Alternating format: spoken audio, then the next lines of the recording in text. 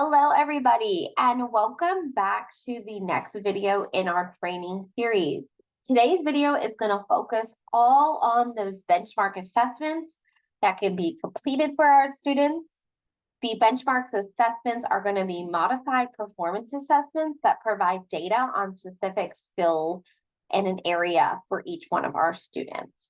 So I just went ahead and logged in, which brought me to my welcome page. From here, I go to my left-hand navigation bar, and I'm going down to the unique learning system. I'm selecting N2Y GPS, and it'll bring me here.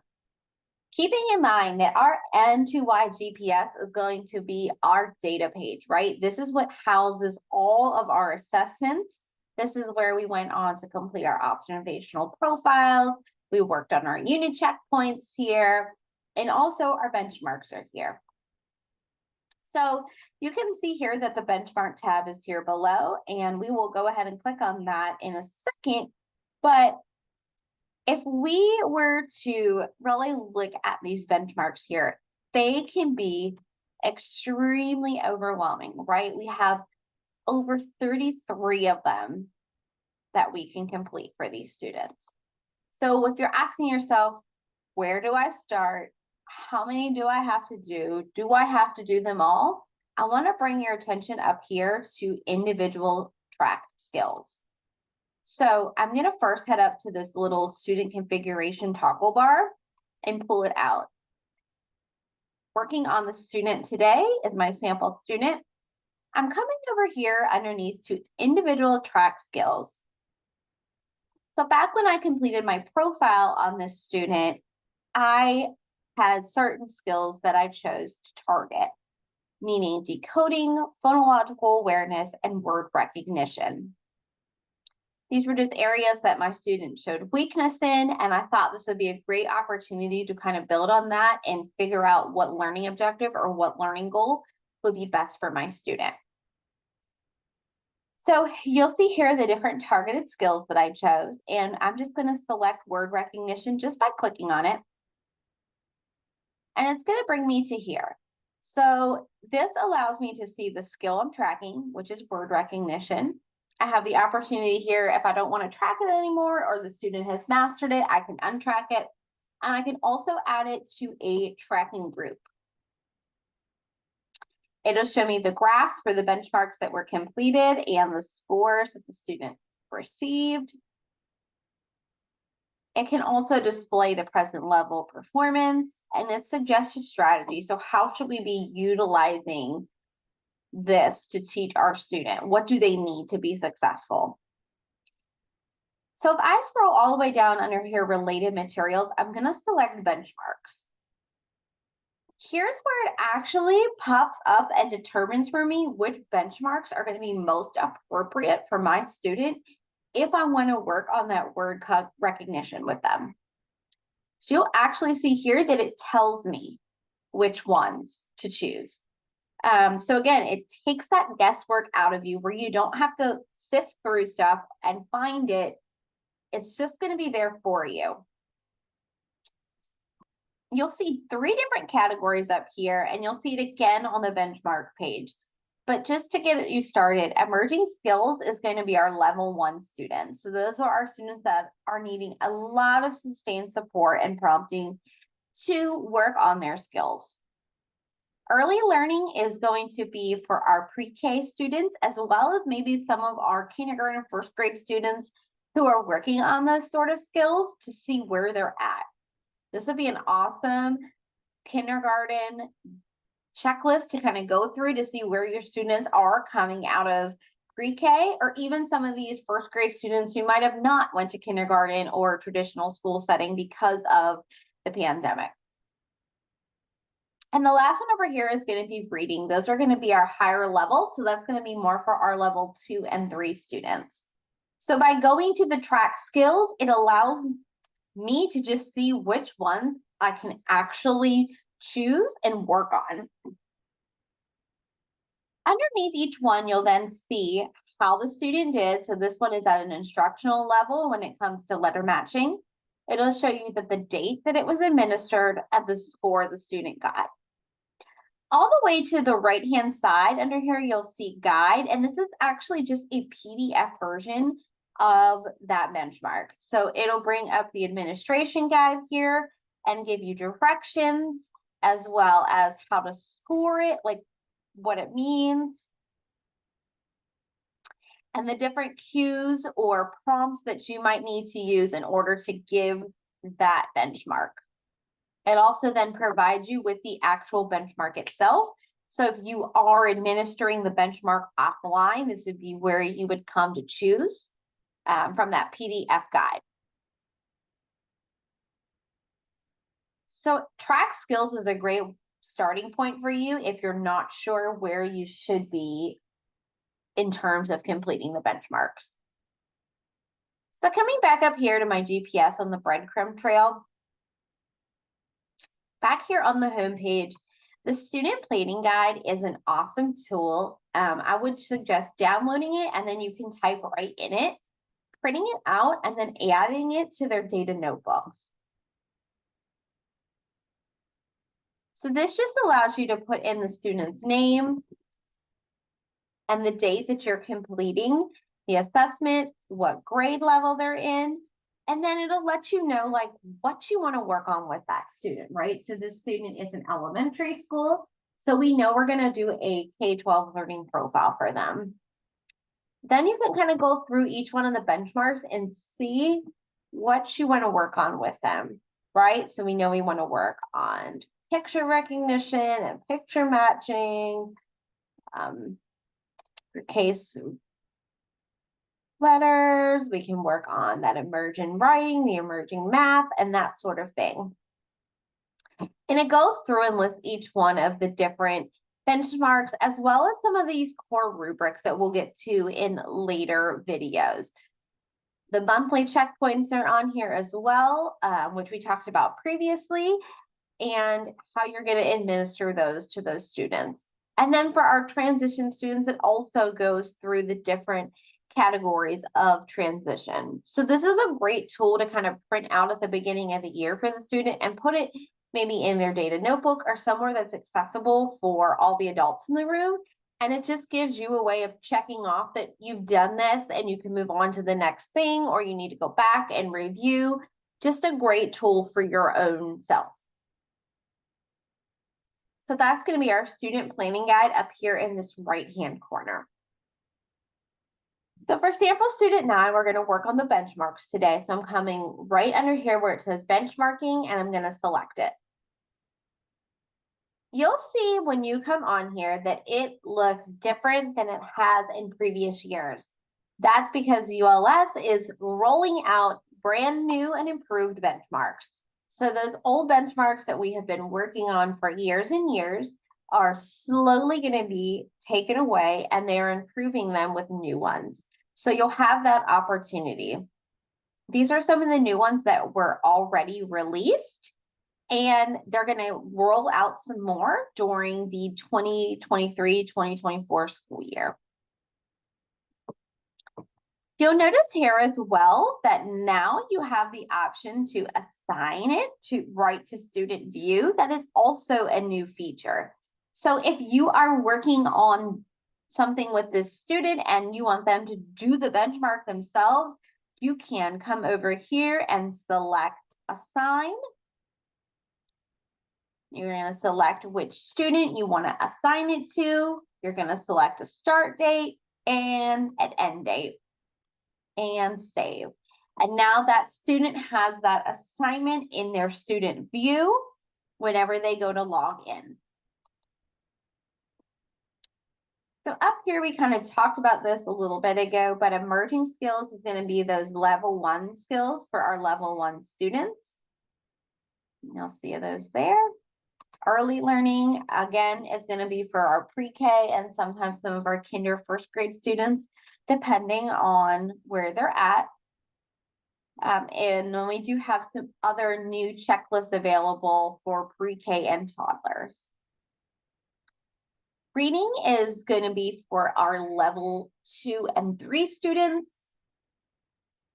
Writing And then basic math and math problem solving, again, are going to be for those level 2 and 3 students. So we're going to go ahead and select emerging skills for this student, and we're going to work on rhyming words with picture recognition. So I'm just going to select that one. And here it brings me to my page. So I have a couple options up here. I can administer the test online right here from my computer, which I'm going to show you soon, or I could do it offline. And that's whenever I would print out that PDF and work through it like that. Printable instructions and tests. Find it right here below.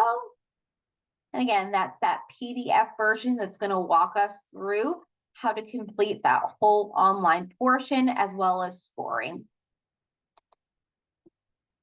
You'll see over here as well that it's showing you the different skills. So for my student, we're working on decoding, word recognition, and phonological awareness. We're tracking those skills.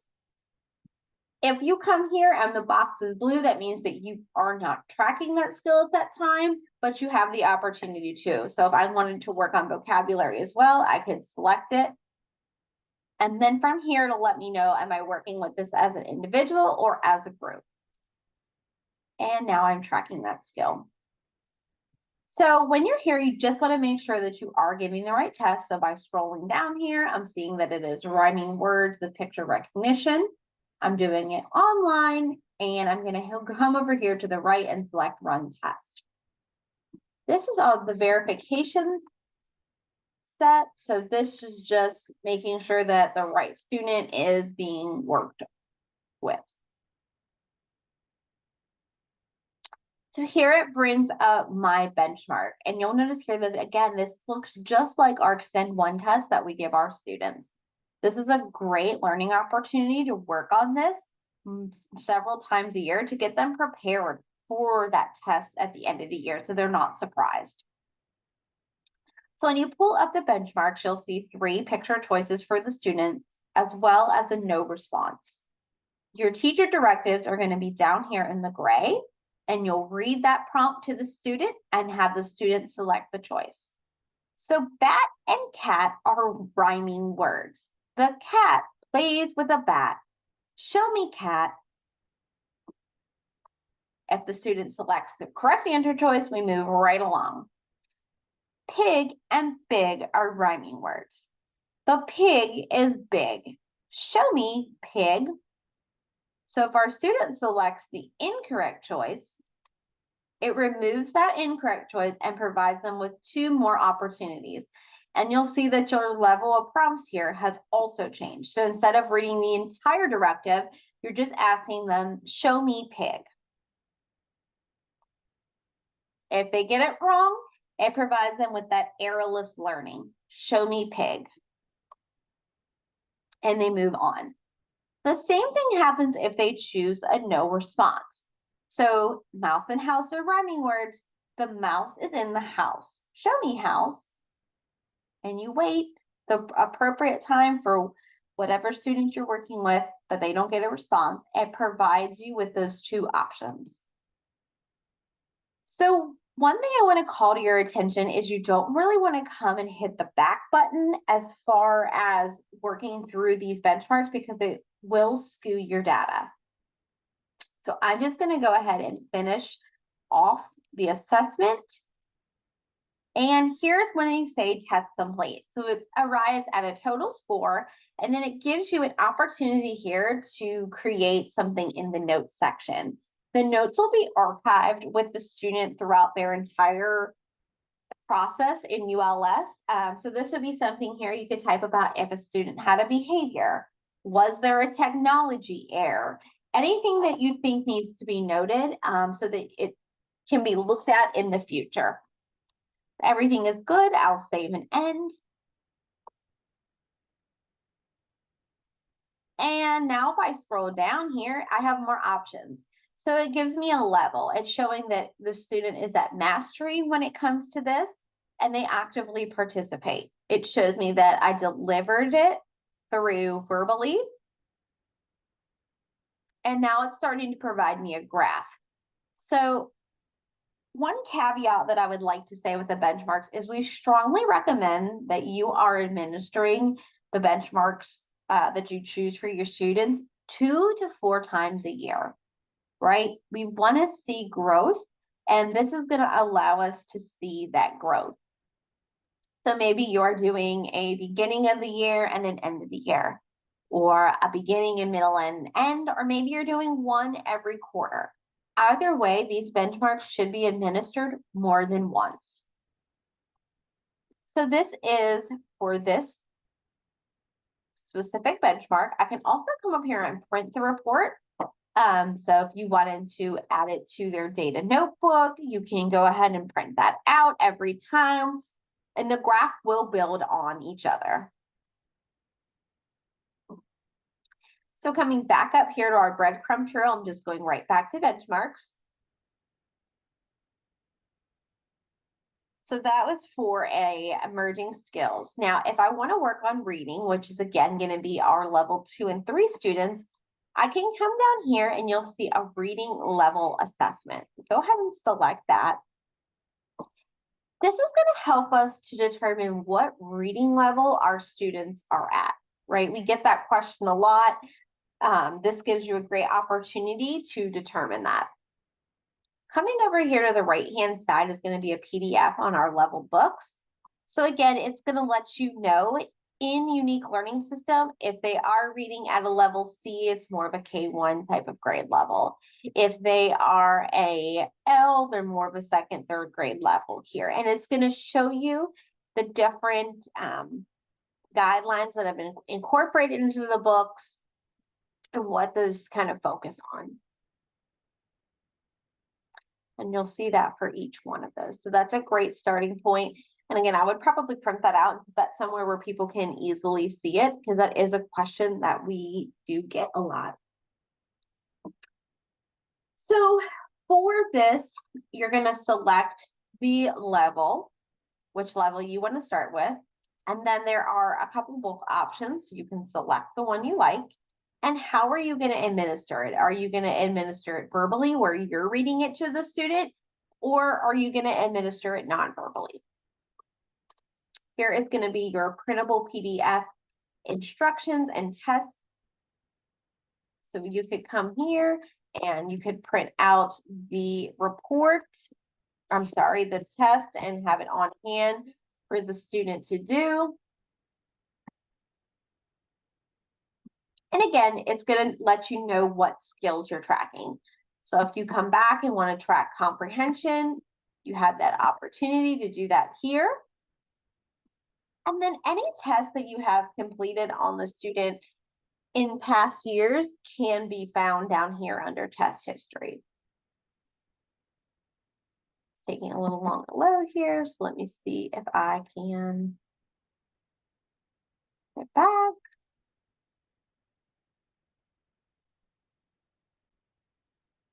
So if I wanted to administer this test for the student, I'm just going to come over here to run test. I'm going to type in that student's name for verification.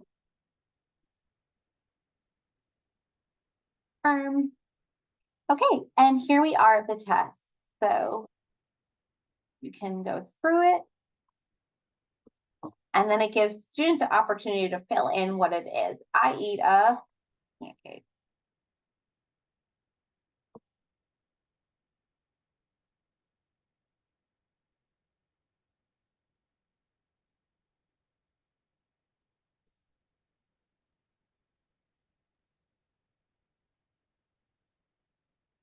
Okay, again, it arrives at a score here of how you're doing it. And again, you could read some notes section about if the student needed help in a particular area or with something, and then you'll save to continue. And then it prompts you with some comprehension questions here. So it has your prompt. What is something from the story that we can eat? So if the student likes cookie and they select that.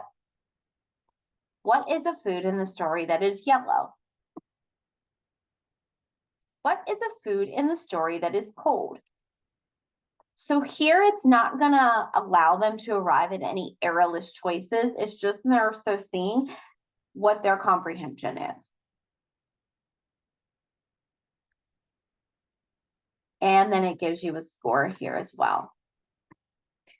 So by saving and ending, and then it can come down here and it'll let me know that the student is 100% independent with that book, their comprehension was fair, and when I administered it. So if that was the case, I would then probably move on to the next level and so on and so forth.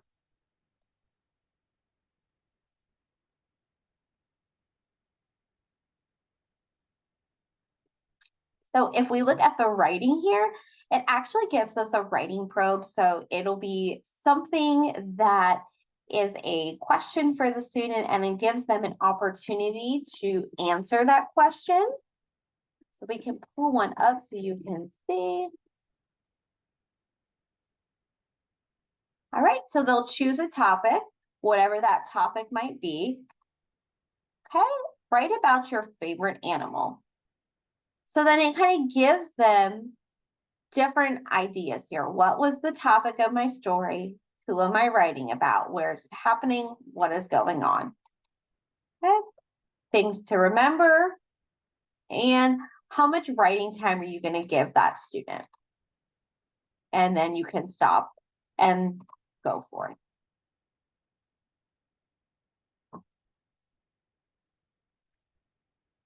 And then over here, we also have our math. So we have math, basic math and math problem solving. These again are going to be for our level 2 and 3 students. And you'll have the opportunity to administer them online or offline and by the PDF version. So I had mentioned this earlier that now they can be assigned in student view, right? So here we are in our new and improved benchmarks. We can look at what exactly we're working on. So I know a track skill for one of my students is word recognition, right? And vocabulary. So then it pulls up which assessments are going to be best for that student.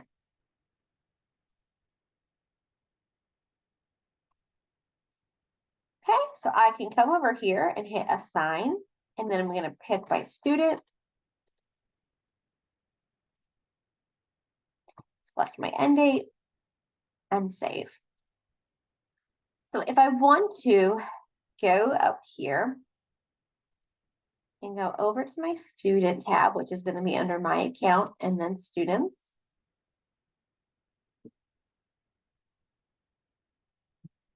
Under the sample student here, I'll click this little I because that allows me to see what he or she sees.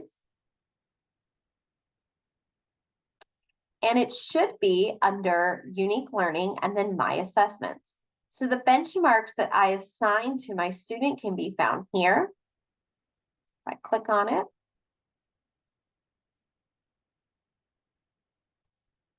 It should allow me to pull them up. And again, the activities that he or she has.